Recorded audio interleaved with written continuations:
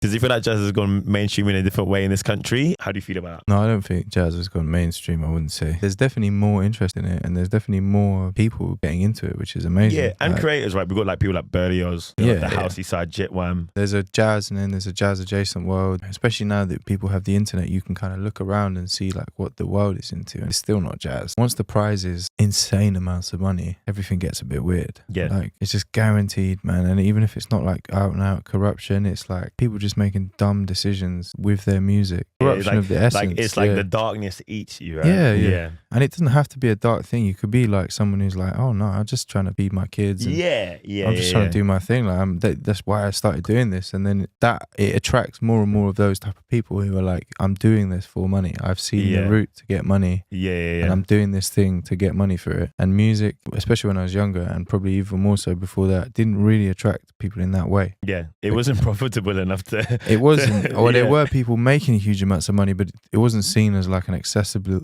Yeah. Those are like the wizards behind the curtains mostly. So it's good that music has become more accessible for sure. But there is definitely like the gates are now more wide open for more different types of people to come in and be like, yeah, I'm doing this for money. And I respect that honesty as a thing. At least they're honest about it, because there are people who are hiding that. And genuinely, like, it's kind of a settling energy to be around when you're around someone who knows themselves and knows what they want to do. And is genuinely open about it. And it's not trying to be sort of skulking around the fact that that's really what they want. That's pretty easy. I quite like being around that, but... Yeah, because you know what you're getting. Yeah, exactly. But, it's the fakery, and like, I think, when things go mainstream, that stuff just gets worse. So like, this is not me saying I don't want jazz to have more money in it and have more investment. Again, like Tomorrow's Words, we need platforms like that, just need more of them, need more people getting into it. Yeah.